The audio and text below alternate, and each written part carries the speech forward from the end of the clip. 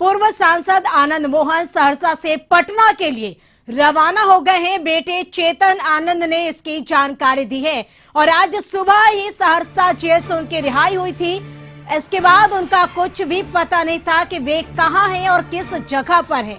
अब बेटे ने साफ कर दिया है कि वो पटना के लिए रवाना हो गए हैं और बता दें कि बिना किसी ताम झाम के अहले सुबह उन्हें जेल से छोड़ दिया है और भीड़ जमा होने की आशंका को देखते हुए अहले सुबह उनकी रिहाई कर दी गई है। इससे पहले रात में ही सारी कागजी प्रक्रिया पूरी कर दी गई थी। रिहाई के बाद उनके समर्थकों में काफी उत्साह देखा जा रहा है। तो बेटे चेतन आनंद ने इसकी जानकारी दी। अहले सुबह ही जेल से रिहा हुए थे पूर्व सांसद आनंद मोहन और सहरसा से पटना के लिए आनंद मोहन रवाना हो गए और बेटे चेतन आनंद ने इसकी जानकारी दी है।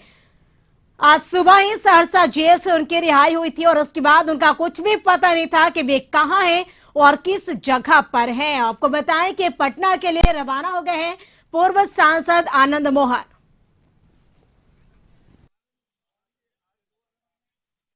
स्वाभाविक है कि कहीं भी जाने के लिए पहले पटना ही जाना पड़ता है। पटना निकल चुके हैं जी ठीक है, हम लोग पटना जाए क्या?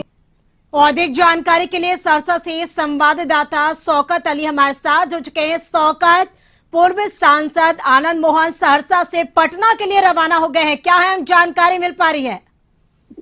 देखिए, आज पहले सुबह पूर्व सांसद आनंद मोहन जेल से रिहा हुए थे और उसके बाद जो है कि कई कार्यक्रम जो है निर्धारित था पूर्व से ही, जिसमें वो शामिल होते और उसके लिए दूर दराज से काफी संख्या में समर्थक जो है कि पहुंचे थे।